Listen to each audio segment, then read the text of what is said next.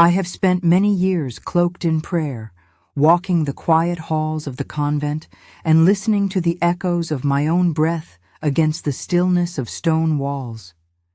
People who visit often look into my eyes and say they see serenity there, as if the rhythm of hymns and the order of daily ritual have washed every trace of pain away. They believe the calm of devotion has given me complete peace, but what they cannot see is the weight that has lived inside me for decades. An unspoken truth carried like a hidden scar beneath the folds of my habit. The world imagines that women like me enter the convent because we were always holy, always chosen. They picture us as girls who never strayed, never carried darkness in our hearts, who were called by a pure voice to serve God. The truth, at least for me, is far more complicated. Some of us arrive here not because our lives were untouched by shadows, but because shadows were all we knew, and faith was the only refuge left when life stripped us of everything else. Before I share more, let me tell you who I am.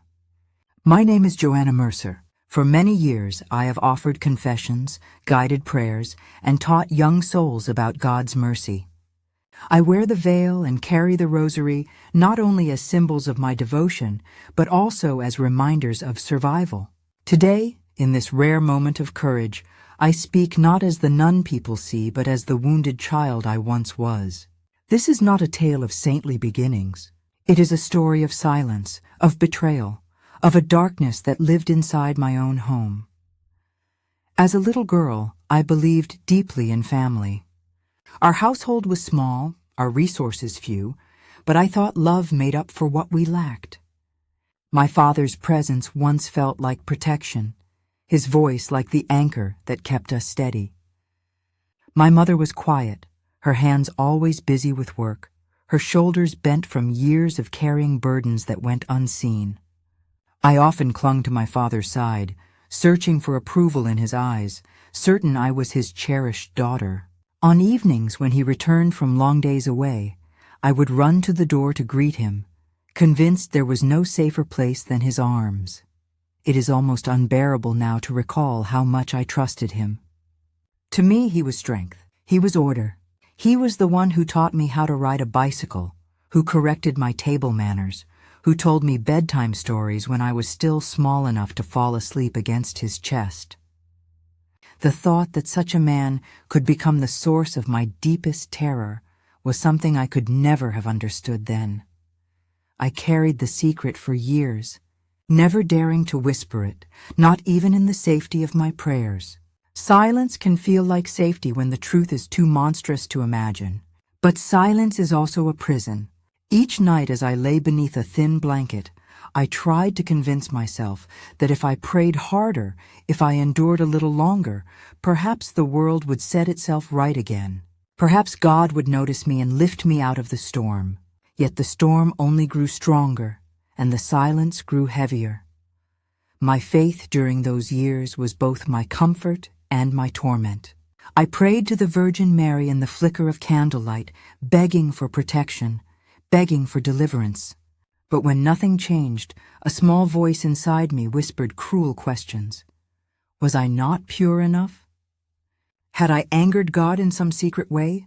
I carried guilt that was never mine to carry.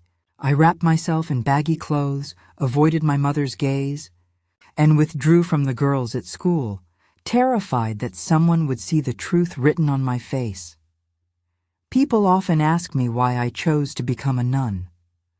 They expect stories of a divine calling, of heavenly visions, of unwavering devotion from childhood.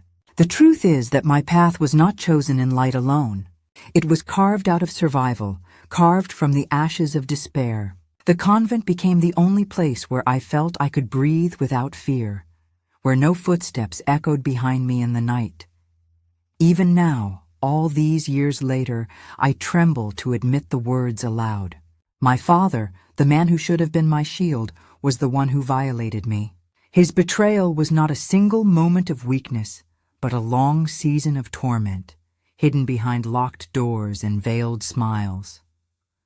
I was still so young, too young to understand why the man who once carried me on his shoulders could suddenly become the very reason I dreaded nightfall. I tried to bury the memories under prayer, under study, under the rhythm of convent bells. But no matter how much I immersed myself in devotion, the past followed me like a shadow that refused to loosen its grip. There were nights when I awoke drenched in sweat, convinced I could hear his footsteps again. And there were mornings when I could not meet my own reflection because it reminded me of the child who had been silenced by fear. If you are listening to me now, you may wonder why I waited so long to speak. The answer is simple. I was afraid no one would believe me, afraid the truth would shatter what little safety I had left, afraid that speaking would unleash more pain than I could endure. For years I convinced myself that silence was mercy. Mercy for my mother, mercy for the reputation of our family, and perhaps even mercy for my own fragile heart. But silence has a cost. And I paid it dearly. My soul bore the weight of unspoken words, and my body carried the evidence of pain I could not share. There comes a moment when the secret refuses to stay buried, when it claws its way to the surface, no matter how hard you try to push it down. For me, that moment would arrive in a way I never imagined. A moment that would force me to confront everything I had hidden, and to decide whether I would remain a prisoner of fear or choose a different path. This is where my story truly begins. Not in the convent, not in the quiet days of prayer and candlelight, but in the shadows of my childhood home, where the sound of my father's footsteps marked the rhythm of my fear. Before the darkness touched me, my world looked very different. I want to remember those early days clearly, though the years have blurred their edges. Childhood has a way of painting memories in softer colors, like sunlight filtering through lace curtains, even if the house itself was small and ordinary. Ours was not a home of riches, but I thought it was secure. The walls were worn, the floorboards creaked, and the roof sometimes leaked after heavy rains, but to a child's eyes, it was enough. I remember waking to the smell of breakfast most mornings. The faint aroma of coffee mixed with toast and eggs. My mother would move quietly through the kitchen, her hair tied back, her hands always busy. She seldom spoke much, but there was a gentleness in the way she placed food on the table, as though the small act of feeding us was her way of showing love. My father, on the other hand, filled the room with his presence. His voice was firm, his laughter booming when he chose to use it, and his silence heavy when displeasure sat in his eyes. I clung to him as children often do, believing his strength meant safety. I admired the way he fixed broken chairs, the way he spoke with authority in front of neighbors, the way he carried himself as though no one could bend him. When he lifted me into the air, I thought he was a giant, and when he corrected me, I believed it was out of care. In those moments, I wanted nothing more than to be the daughter who made him proud. School was a different world altogether. My clothes were plain, often hand-me-downs from cousins or patched by my mother's careful stitches. I carried my books in a satchel that smelled faintly of dust and chalk. I was not the brightest in class, but I was diligent, always hoping that if I brought home good marks, my father would notice. I longed for approval more than anything else. Sometimes he would glance at my report card, nod curtly, and I would treasure that small acknowledgement as though it were a gift. Sundays were sacred in our home. We dressed in our best clothes, my mother in a faded dress, my father in his only suit, and I in a skirt that was slightly too long. We walked together to church, where the air always smelled faintly of incense and candle wax. I loved the hymns most of all, the way voices rose together and echoed against high ceilings. In those hours, I felt close to something pure, something untouchable. I prayed with the sincerity only a child can muster, asking for simple things, health from my parents, sunshine for our crops, and the promise of safety each night. Looking back now, I realized that much of my childhood was built on illusions. I believed my father's approval was love, that his rules were care, that his authority was protection. I could not see then that those same traits would later become the mask behind which his cruelty hid. But in those early years, I saw only what I wanted to see. I told myself he was my anchor, and I held tightly to that belief. Evenings often found me outside, chasing fireflies in the yard or lying on the grass staring up at the stars. My mother would call me back in with her gentle voice, reminding me to wash up before supper. My father's shadow often filled the doorway behind her, tall and commanding. I never questioned it. I thought that was simply the way fathers were meant to be, strong, watchful, always near. What I did not understand was the silence that often lay between my parents. My mother's eyes rarely met his when he spoke, and when he raised his voice, she shrank back into herself. At the time, I thought it was just the way marriages worked, a rhythm of dominance and quiet submission. Only later would I recognize that fear had been living in our house long before it took root in me. I held on to small joys. The feel of my mother's hands braiding my hair before school, the sound of rain against the roof while I read by candlelight, the laughter of classmates when we played games during recess. These memories feel fragile now, as though they might break if I hold them too tightly. But they were real, and they mattered.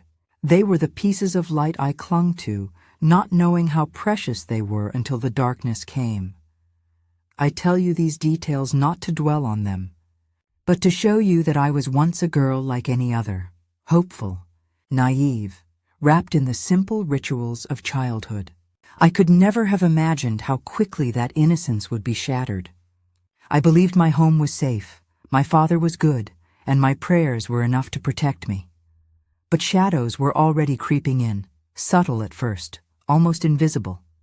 My father's hand lingering a little too long on my shoulder, his eyes watching me when he thought I would not notice, the way his voice softened in ways that made me uneasy, though I could not say why.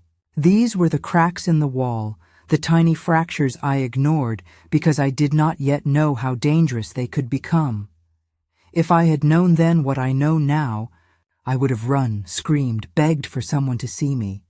But I was only a child, and children trust too easily. My story of innocence does not last much longer, for the very man I adored was already preparing to break the fragile world I thought would never crumble. There comes a moment in a life when the ground simply slides, when the air turns unfamiliar, and the walls of home feel suddenly too close. Mine arrived without thunder or warning. It was an ordinary evening, the kind that should have faded into the soft blur of memory. The sun had slipped behind the rooftops, leaving a thin rim of orange at the edge of the world, and the living room lamp hummed faintly as it warmed the glass shade. My mother, exhausted, excused herself early. Her door clicked shut with a tired finality. The house entered that strange quiet that falls after dishes are dried and footsteps die away. I sat at the small table, sorting the school papers I had promised to tidy. The clock on the wall ticked like a small hammer, each second tapping at my nerves. My father was in his chair by the window, the newspaper folded on his knee, his gaze not quite on the page. "Come here," he said lightly, not a command, not a request, something in between. I obeyed because children are taught to obey, and because no alarm had yet announced itself in me. What happened next sits in my memory like a shard of glass. Even now I will not paint it in sharp detail. I will only say that a boundary I could not yet name was crossed, gently at first, as if the world were testing whether I would notice. And I did notice. My breath shortened, my shoulders went rigid, and a panic I did not understand burned behind my ribs. He spoke softly, and somehow the softness made it worse. I felt suddenly small, as if I had been placed on the wrong side of an invisible line. When the moment passed, I fled to my room with quiet steps, careful not to wake my mother. I slid the lock, pressed my back to the door, and waited for my heartbeat to slow. The blanket felt rough beneath my fingers as I crawled beneath it, sweat cooling at the back of my neck, though the night was mild. I whispered to heaven the only words I could find. Please no, please no, please no. Morning came like a stranger. The mirror above my dresser showed a face that looked unchanged, and yet nothing was the same. I braided my hair, straightened my collar, and willed the tremor out of my hands. At the breakfast table, I kept my eyes on the spoon. My mother asked whether the milk had soured. My father mentioned the weather, the way rain might come by evening. The smallness of the talk broke something inside me. How could ordinary words continue when the world had shifted one width to the left? At school, the chalk squeaked across the board, and the teacher's voice rose and fell, but I could not keep a thought still. The neat columns of numbers slid apart, and I stared through the window at a strip of sky that was too bright for the way I felt. At recess, I tried to laugh when someone told a joke. The sound caught in my throat and came out like a cough. A friend asked if I was ill. I said I was fine and felt the lie settle like a stone. That night I pushed a chair against my door, as if wood upon wood could fend off what had happened. I told myself it was an accident, a confusion, a thing that would never return if I behaved perfectly. Children bargain with storms. If I fold my clothes just so, if I finish every chore, if I speak softly and never spill the milk, maybe the world will stay in place. But the world did not stay in place. The silence thickened. The house that had once felt sturdy became a landscape I navigated by instinct. The squeak of a particular floorboard, the angle of light in the hallway, the pause between footsteps. I learned the language of caution, the way other children learn a second tongue. I never announced this learning. I swallowed it. My prayers changed too. I still knelt, still pressed my palms together, still let my lips form the familiar words. But beneath those words, new questions gathered like storm clouds. Had I done something wrong? Did God see me? Was there a rule I had broken without knowing? Guilt is a cruel teacher. It assigns homework for crimes never committed. I wore larger sweaters, kept my head down, and erased myself in small ways, believing invisibility could be safety. Days folded into one another, and I waited for time to deliver me. Instead, time became another room in the same house, a place where the tick of the clock measured not learning and growing, but vigilance. My father returned each evening with the smell of wind and road on his jacket, and I learned to read the set of his shoulders before he spoke. When his mood was light, I stayed at the table and pretended to study. When it was heavy, I disappeared to a corner of the house where the light was thin and the air felt still.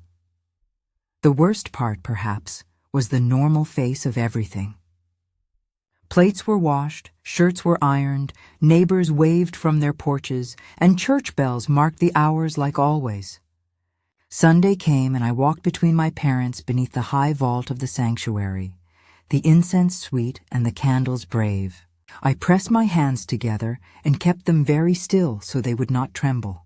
I listened to the homily about trust and duty and love, and felt something inside me tilt. The words I had believed would always save me could not change the facts inside our walls. I tried once to tell the truth, if only to the shadow of myself. I stood before the mirror at dusk and whispered, "This is wrong." The mirror gave no answer. I tried again, "This is not my fault," and the room stayed quiet, as if the house itself had sworn an oath never to speak. That quietness was its own kind of threat. It suggested that if I remained silent long enough, the world would stitch itself back together. But the stitching failed, and the seam pulled open again. A teacher noticed I had stopped raising my hand. She kept me after class and asked whether anything at home was difficult. I shook my head and smiled the way girls do when they want grown-ups to stop looking so closely. She patted my shoulder and said I could always talk to her. I walked home slowly that day, dragging a fingertip along the fence posts, counting them in my head as if numbers could anchor me. I think I reached 112 before I lost track. Children are resilient, people say, and perhaps that is true. But resilience can look like disappearance. I learned to make myself small, to float through rooms without rattling the air. I traded laughter for quiet, curiosity for caution. I placed my faith like a candle in a window and begged the night to see it. That first boundary crossed did not end my childhood in a single blow. It set a fracture that spread hairline cracks through everything ordinary, meals, chores, school, church, until the shape of my days no longer held. I kept waiting for a grown-up to notice, for a door to open, for rescue to arrive like a firm hand taking mine. None of that happened then. What did happen was simpler and more devastating. Life went on. The lamp still hummed, the clock still tapped, and the house still looked like a house from the street. Only I knew that something invisible had broken, and that I was already learning to live around the break. I wish I could tell that younger self that she was not to blame, that she was not unseen, that the quiet was not her punishment. I cannot reach backward through years, but I can say it now, and I say it to every child who learns too early to study footsteps.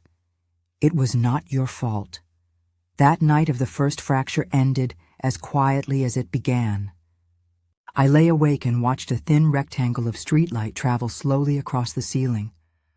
When it finally dissolved, I understood, without language, without proof, that the light would return tomorrow and the next day, and that I would have to learn how to breathe in a world that could look so normal and still be so wrong. After that first night, my world did not collapse in one loud crash. Instead, it began to crumble in whispers, in glances, in the slow suffocation of silence. The house that had once been a place of safety turned into a stage where every step had to be measured, every word carefully chosen, every expression rehearsed. My father carried on as though nothing had changed. He laughed at the supper table, mended the fence on weekends, and greeted neighbors with his familiar nod. To anyone else, he was the same man he had always been. But I knew better. I saw the shadow behind his smile, the sharp edge hidden beneath his voice. I learned to hear the shift in his footsteps, to read the warning in the way he closed a door. It was as though a secret language existed between us now, one built on fear and unspoken threats. I wanted desperately to tell my mother, but each time I looked at her worn face, bent over the sink or folded in prayer, my voice died in my throat. She was already tired, already carrying too much. How could I add this? And what if she did not believe me? What if my words shattered what little peace we had left? Those questions pressed against my lips until they sealed themselves shut. School offered no refuge. I sat in my classroom with hands folded, eyes lowered, hoping the teacher would never call my name. The other children still laughed and played, but their joy felt distant, unreachable. I smiled when I was expected to smile, but inside I carried a secret too heavy for a child. It was as if I wore two selves, the outward girl who still recited her lessons and the inward child who trembled each night in bed. Prayer became my only companion. Each evening I knelt beside the small wooden frame of my bed and whispered to God, "Please see me. Please make it stop." I waited for a miracle, for a sign, for something to change. But the nights came and went, and the silence stayed. That silence began to feel like complicity, as though heaven itself had turned its face away. My father knew the power of silence. He never raised his voice about what had happened, never spoke it aloud. Instead, he wielded unspoken threats, a look across the room that told me to behave, a tightened jaw that warned me not to speak. Once, when I lingered too long near the kitchen where my mother stood, he placed a heavy hand on my shoulder and whispered, "No one will believe you." The words were few, but they pierced deeper than any shout could. I began to withdraw from everything I loved. The daisies in the yard no longer seemed bright. The fireflies in the summer dusk no longer made me laugh. Even the hymns at church felt hollow, the words falling from my lips without reaching my heart. I stopped raising my hand in class, stopped drawing in the margins of my notebooks, stopped dreaming of what I wanted to be when I grew up. Survival became my only occupation. The house itself seemed to conspire in my silence. The creak of the stairway reminded me of footsteps. The slam of a door made my stomach clench. At night, the shadows on the wall grew taller, and I pressed myself against the mattress as if I could sink through it and vanish. The walls that had once sheltered me now trapped me, holding my fear inside like smoke that had nowhere to escape. Yet I carried on, day after day. I laughed when laughter was expected, bowed my head in prayer, completed my chores with precision. From the outside, I was a dutiful daughter. Inside, I was a prisoner. The silence was not only his weapon, it became mine too, a fragile shield I believed kept me safe. As long as I stayed quiet, maybe the world would not collapse. But silence has its own price. It eats away at the soul, convinces you that your pain does not matter, that your voice is worthless. And slowly, without even realizing it, I began to believe those lies. That was the season of my life when I lived in a house of silence, a silence that screamed louder than words, a silence that taught me to hide my fear behind a steady face. It was not the end of my suffering.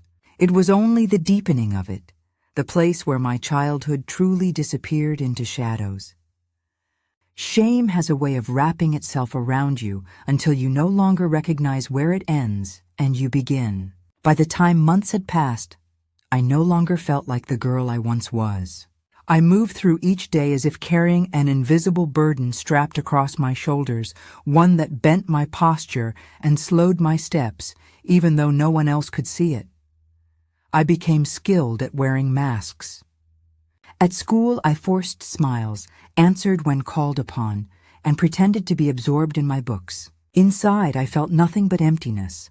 My friends grew tired of asking me to join in their games, because my laughter no longer came easily. I drifted at the edges of their circles, hearing their joy but unable to step inside. At home, the silence grew thicker. My father carried himself with the same air of authority, his voice calm and his actions ordinary in front of others. That mask of normalcy became its own kind of cruelty. When neighbors stopped by, he greeted them with the warmth of a respectable man. When my mother sat beside him at church, he bowed his head in solemn prayer. I watched it all in disbelief, trapped by the knowledge of what only I knew. His duplicity made me question my own senses. Perhaps it was my imagination. Perhaps it was my fault. Those questions stalked me like shadows, until I began to carry guilt as though it were proof of my own complicity. Nights were the hardest. I lay awake, staring at the ceiling, listening for the creak of floorboards, dreading the sound of footsteps. Sometimes I pressed my hands so tightly over my ears that my temples throbbed. I prayed harder, whispered longer, begged God to hear me, but heaven stayed silent, and I felt the silence as judgment. What if I was unworthy of deliverance? What if God saw me as tainted? These thoughts carved scars inside me that no one could see. Slowly, I withdrew from my own body. I stopped noticing the way my hair fell across my shoulders. I wore loose clothing, wrapping myself in layers as if fabric could shield me from shame. When I walked through town with my mother, I lowered my head, afraid someone might look at me too closely and see the truth written on my skin. I feared eyes, questions, whispers, and so I hid, not behind locked doors, but inside myself. The weight grew heavier with time, not lighter. I thought perhaps endurance would make me stronger, that if I kept silent long enough, my suffering would dull into numbness. But numbness is not freedom. It is only another prison. I found myself unable to laugh at small joys, unable to dream of tomorrow, unable even to imagine a life beyond the walls of my house. And then, signs began to appear, subtle at first, then undeniable. My body no longer followed its usual rhythm. My energy faltered. I grew tired more easily, faint in the afternoons, nauseated in the mornings. At first, I thought it was the strain of carrying such fear. But when the truth became clear, it was more terrifying than anything I had imagined. I was carrying more than shame. I was carrying life. The realization shook me to my core. My hands trembled whenever I touched my stomach, as though I could erase the truth by refusing to acknowledge it. I avoided mirrors, avoided questions, avoided myself. Shame, which had already bound me, now became unbearable. I feared discovery more than anything, feared the moment someone would look at me and know. I convinced myself that perhaps I could hide it, that perhaps no one would notice if I kept to myself. But the body does not keep secrets forever. My dresses grew tighter, my frame changed, and whispers of suspicion began to stir. I felt trapped in a nightmare that offered no escape. Terrified of silence, terrified of speaking, terrified of being seen. It was then that I realized shame does not simply weigh on you. It consumes you. It seeps into every thought, every prayer, every breath. It convinces you that you are alone, that you are beyond saving, that your voice is worthless. And for a long time I believed it. I believed the lies shame whispered, until I could no longer tell where the truth was. Looking back now, I see that this was the cruelest season of all. The months when I carried not only my father's betrayal, but also the growing evidence of it inside me. I bore it in silence, convinced that if I spoke, I would destroy everything around me. In reality, the silence was already destroying me.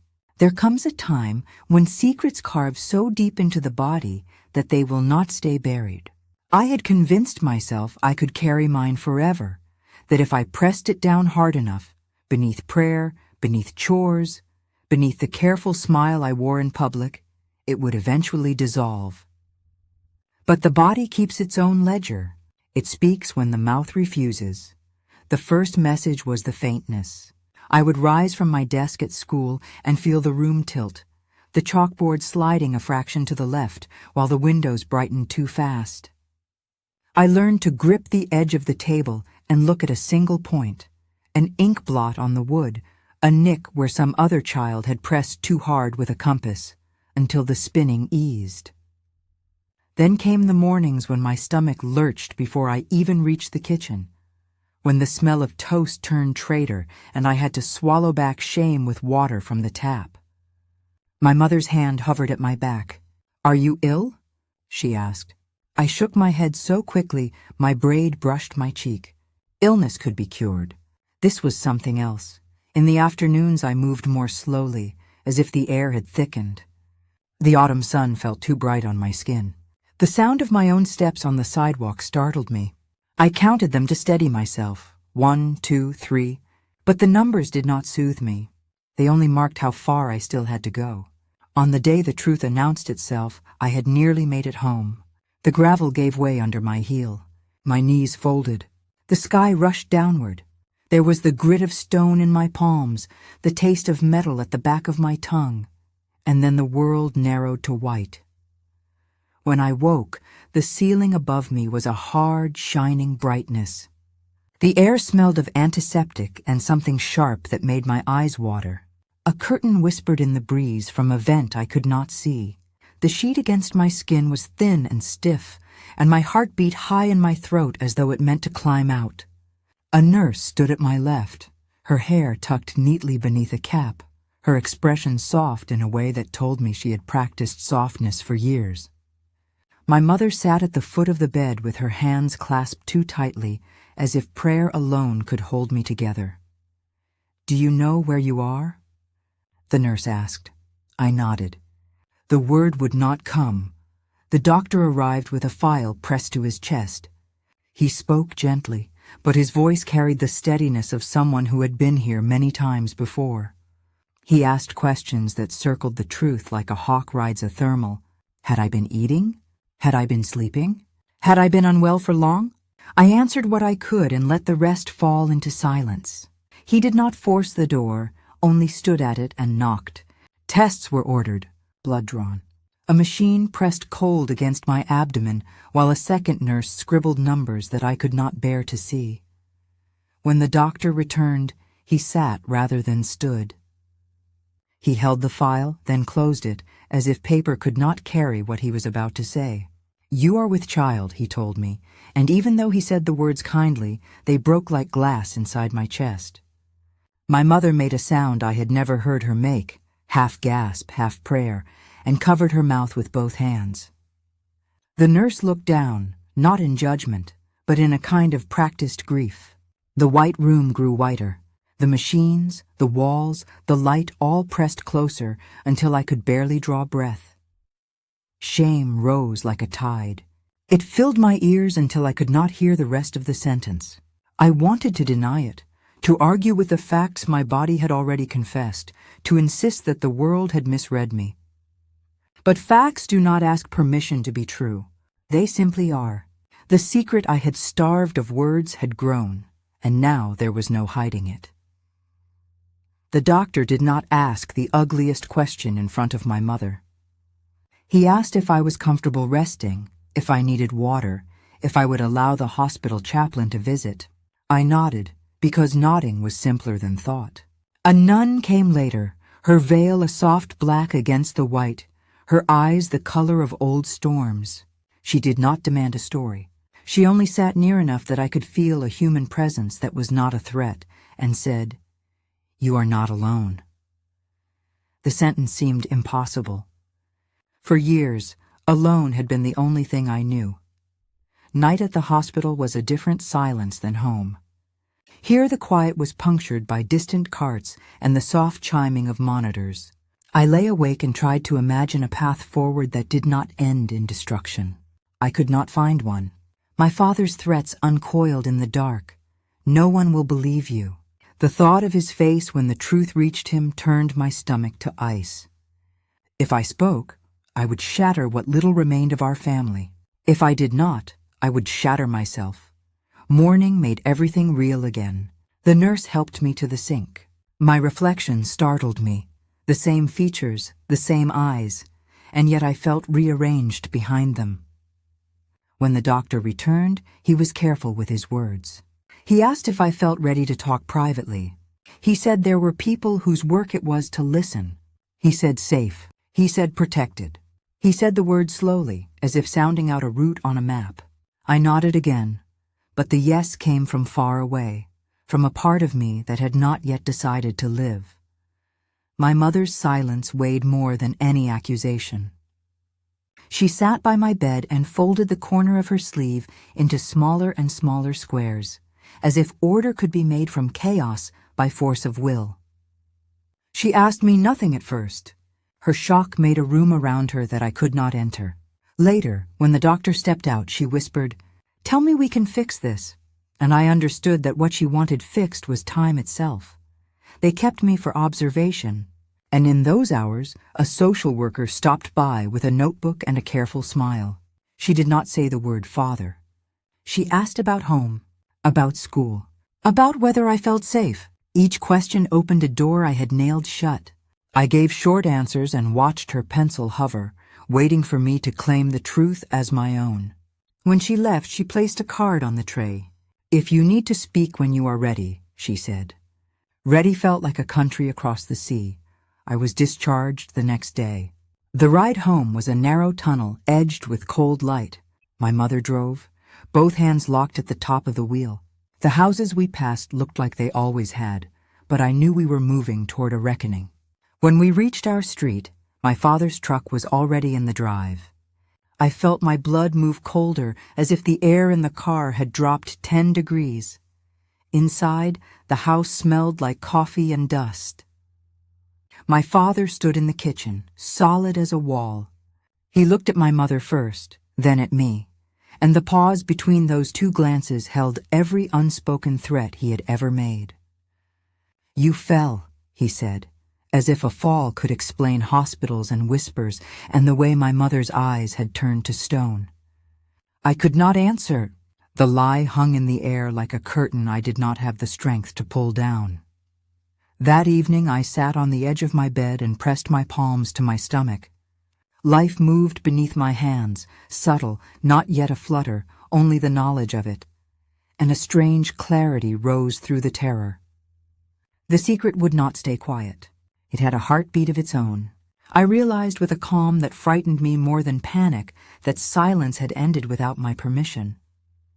I could continue to pretend and be crushed by the pretending, or I could open my mouth and let the truth breathe for the first time. I did not decide in that second. Decisions like that do not come like lightning. They gather like weather, but I felt the first wind lift. I felt the first drop of rain. I knew the storm would break, and when it did, it would tear the roof from our house. Still, storms also clear the air. Somewhere beyond the thunder, there might be a sky I could stand beneath without fear. That was the breaking point. My body had spoken the truth, my voice would not, and there was no going back to the quiet that had kept me alive and nearly unmade me. The next step would demand more courage than I had ever imagined, and it would change everything. The days after the hospital passed in a haze. Every sound seemed sharper, every silence heavier. The world outside still moved as if nothing had changed. Children walked to school, neighbors trimmed their hedges, the church bells tolled the hour, but inside me, a storm raged. I carried a secret that no longer belonged to me alone. My body had revealed it, and now others demanded the answers I had spent years burying.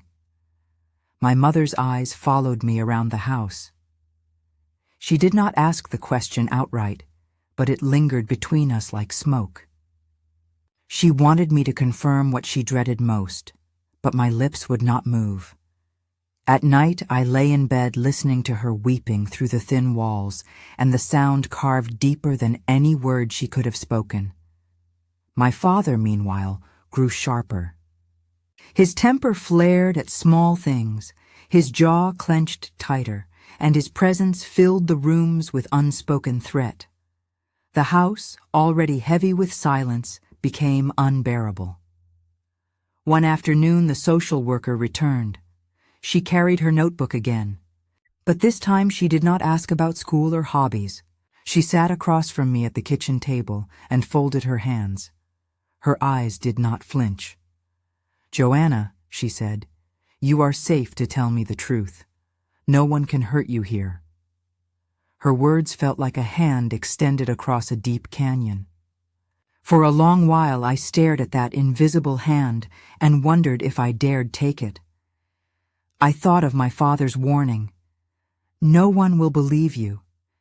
The sentence had lived in me like scripture, carved so deeply that it seemed unshakable. But then I remembered the nun at the hospital, her voice steady as she whispered, "You are not alone." For years, alone had been all I knew. Could it be possible that someone would stand beside me if I spoke? The fear was immense. I imagined my father's rage, the collapse of my family, the shame that would spread like fire through our community. But I also imagined something else, the possibility of release. I imagined waking one morning without carrying the weight of silence, imagined praying without the taste of guilt in my mouth, imagined looking into the mirror and seeing not a prisoner, but a survivor. The social worker's eyes did not leave mine. My hands trembled in my lap. My throat burned with words that fought to remain hidden. And then, slowly, painfully, I opened my mouth. The sentence came out in a whisper so faint, I was not sure she heard. It was my father. The moment the words left me, the air shifted. The room felt different, lighter and heavier all at once. The social worker's face softened, not with pity, but with recognition, as if she had heard these words before from others who had been just as afraid. She did not press me further, not then. She only nodded, wrote carefully in her notebook, and said, "Thank you for telling me. You did the right thing." I expected the ceiling to fall, the earth to split, the sky to collapse. But nothing broke in that moment. The house still stood. The clock still ticked. Only one thing had changed. I had spoken. And in speaking, I had crossed a threshold I could never return from. That night I felt both terror and relief. Terror, because I knew the storm was coming. My father's fury, the fracture of my family, the whispers of neighbors. Relief, because the secret no longer belonged to me alone. For the first time in years, I allowed myself to breathe deeply, filling my lungs with the strange air of truth. The decision to speak did not end my suffering, but it marked the beginning of something new. It was the first step on a path that would be long, painful, and uncertain. But it was a step forward, and for a girl who had lived too long in silence, that single step felt like freedom. Once the words had been spoken, they could not be taken back. The secret that had lived inside me for years was now written in ink, recorded in the social worker's careful notes, carried in her firm gaze as she left our house that afternoon. I sat in the silence afterward, the clock ticking on the wall, my mother wringing her hands at the counter. My father was not yet home, but the air already trembled with what was coming. When he walked through the door that evening, the house shifted. He sensed it immediately, my mother's pale face, the stillness of the kitchen, my nervous silence at the table. His eyes found mine, sharp and piercing, and in that look I saw the fury gathering like a storm cloud. He did not shout, not at first. He moved with a calm that was more terrifying than any raised voice. He poured himself a cup of coffee, stirred it slowly, and then turned to my mother. "What has she said?" My mother broke then. The words tumbled from her lips in fragments, torn between disbelief and pain. She says, "It was you." The mug clattered against the table as his hand released it. The calm shattered. His face twisted with rage, his voice rose like fire, and the air filled with denials, curses, and threats. He called me a liar, an ungrateful child, a destroyer of families. He swore no one would believe me, that I would ruin us all, but the world no longer belonged to his silence. The social worker had returned the next morning, not alone this time.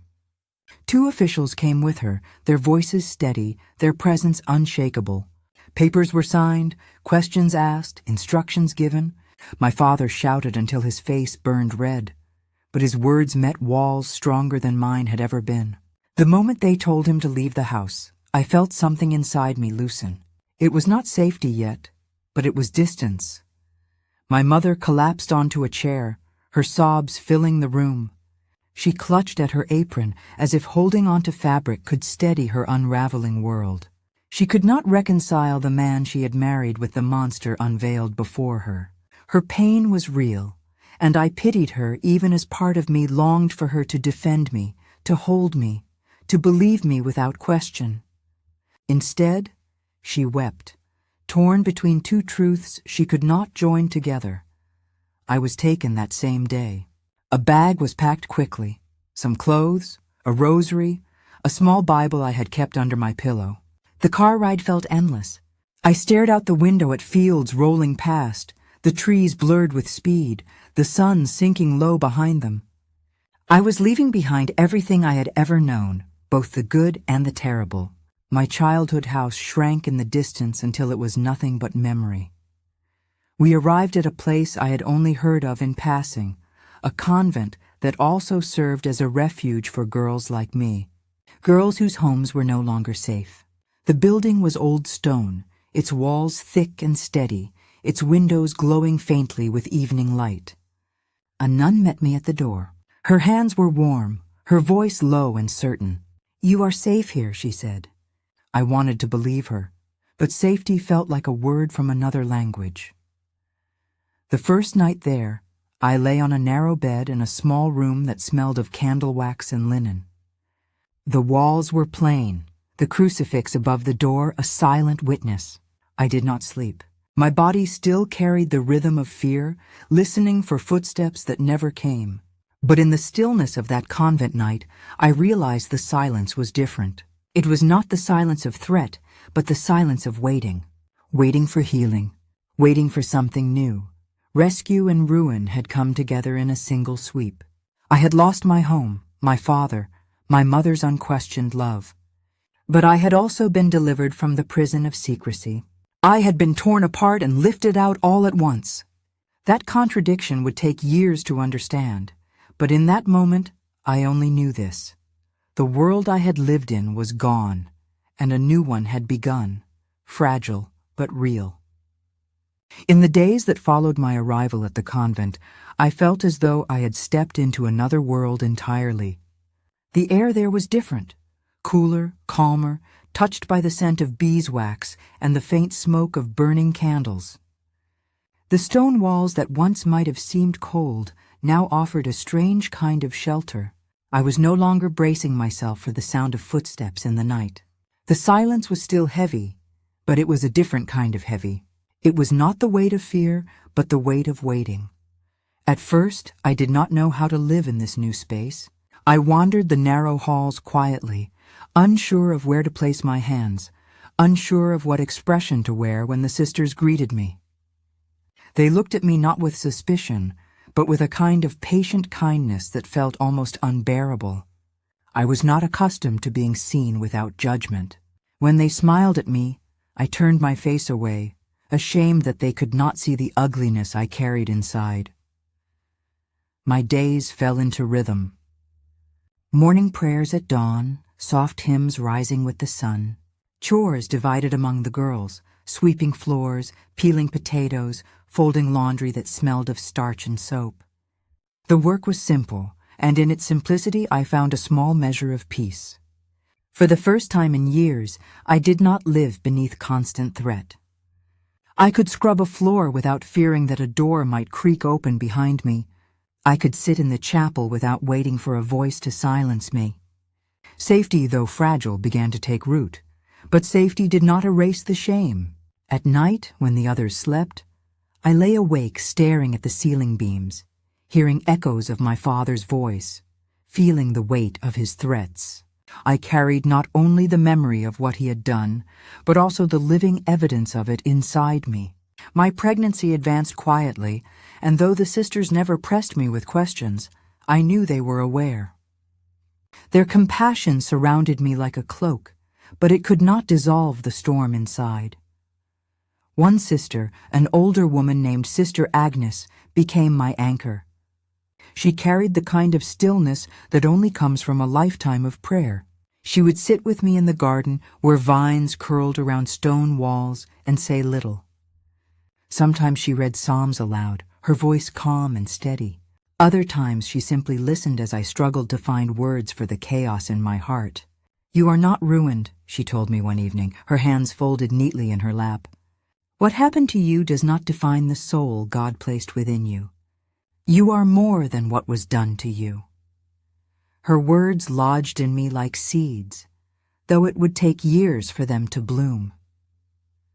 As the weeks passed, I began to notice small changes in myself. I started to eat without dread knotting my stomach.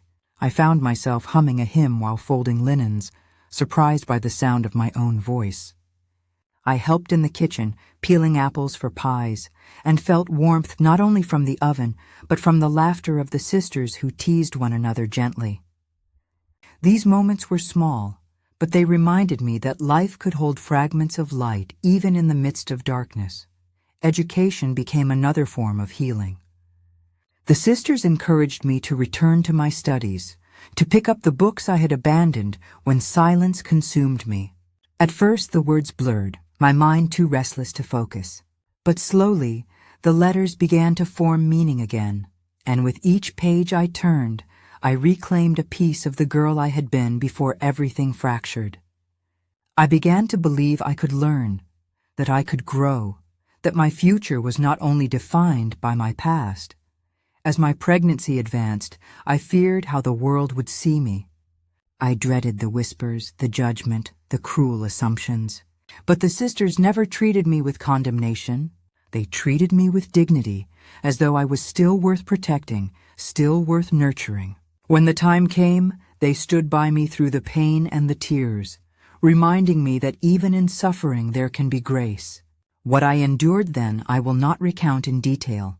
It was another trial, another scar. But when it was over, I was not alone. The sisters held me, prayed over me, and reminded me again and again, "You are still God's child." In that crucible of suffering and compassion, something inside me shifted.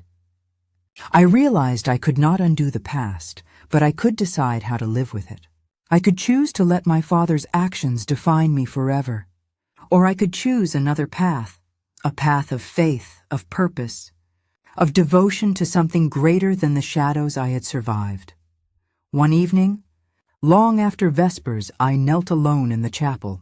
The candles flickered, casting soft light on the crucifix above the altar.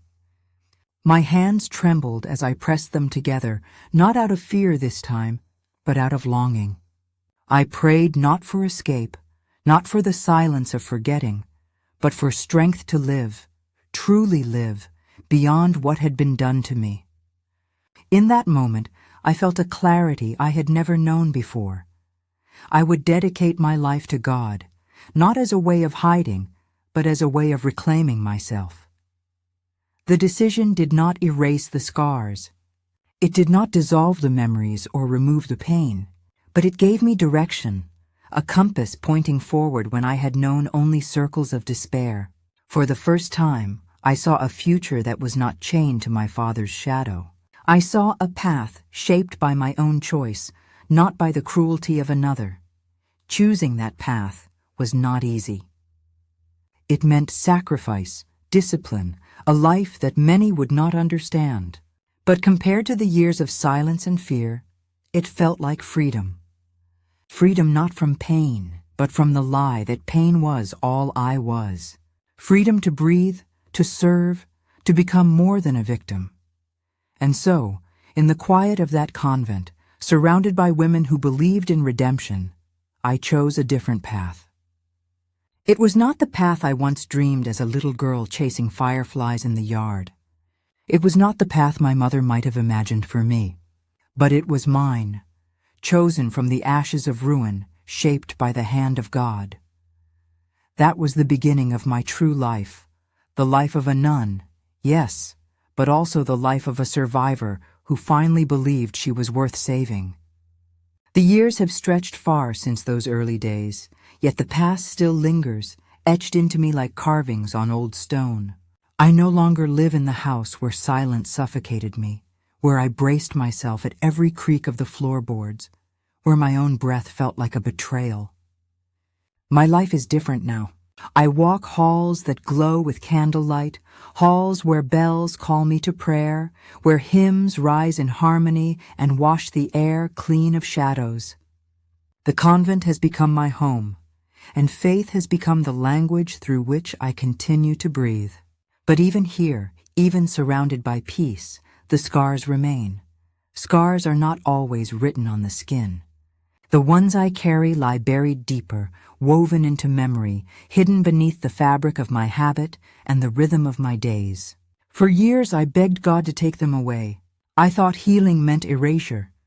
That wholeness could only come if every mark, every reminder, every echo of my father's cruelty was erased.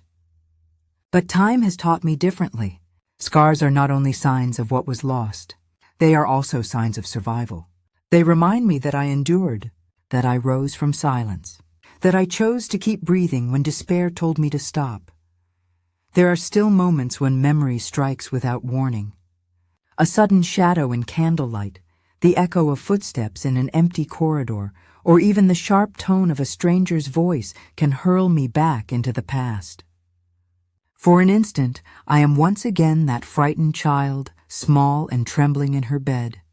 The past is never completely gone. But healing is not about erasing memory. It is about learning to stand even when memory presses hard. Now, when those moments come, I steady my breath, lift my eyes to the crucifix, and remind myself, I am no longer alone. I am no longer powerless. I am no longer that child. My decision to take vows was not simply about escape, though escape was part of it. It was about claiming a life of purpose after years of ruin. Within these walls I found not just safety but meaning. In teaching the young, I remind them daily that their voices matter, that they must never believe silence is the price of survival. In sitting beside women whose hearts are heavy, I listen the way I once longed for someone to listen to me. And in prayer, I hold close those who cannot yet speak, children hidden behind walls of fear, begging that they too will find release. People often ask me about forgiveness. They whisper the question as if it were fragile. Did I forgive my father? Forgiveness is not a single door you walk through, never to return. It is a road, and some days I walk it steady, and other days I stumble. Forgiveness does not excuse what he did. It does not erase the devastation he caused. But what it does is loosen the chain that once bound me to him. Without it, rage would still own me. With it, I am free to live, not as a prisoner of anger, but as a woman who chose to rise from ashes. I cannot deny that there are days when I still ache for the life I should have had. The childhood that was stolen. The mother's embrace I wished had been stronger, the family that should have been safe. That grief has not disappeared, but grief has been tempered with grace. I have learned that mourning what was lost does not prevent me from building something new. My life now is not untouched by darkness, but it is shaped by resilience. I speak my story rarely. Each word costs me more than most will ever know. But when I do speak, it is because I know silence destroys and silence isolates. If my story can reach even one soul hiding in fear, if my scars can remind someone else that healing is possible, then my pain is not wasted. Pain, when shared in truth, can become a bridge. It can carry someone else from despair toward hope. The moment of decision came years ago, when the truth of my pregnancy forced me to choose. That was when I realized I could no longer live in silence. My father's violation had shaped my past, but it did not have to define my future. Speaking the truth was the first act of defiance. Choosing to build a new life was the second. Dedicating that life to God became the third, the one that turned survival into purpose. Now, as I walk through the convent gardens, I feel both the ache of memory and the quiet joy of redemption. The roses bloom against the old stone walls, their fragrance drifting on the wind. I trace the beads of my rosary, each prayer both a remembrance and a release. I think of the girl I once was, and I whisper to her across time, "You were worth saving. You were worth more than silence. You were worth more than shame." My name is Joanna Mercer. My past was marked by betrayal and silence, but my present is marked by truth. I am not only a nun, I am not only a survivor. I am a testament that even in the deepest wounds, salvation is possible. The scars remain, yes, but so does the light. And it is the light that guides me now.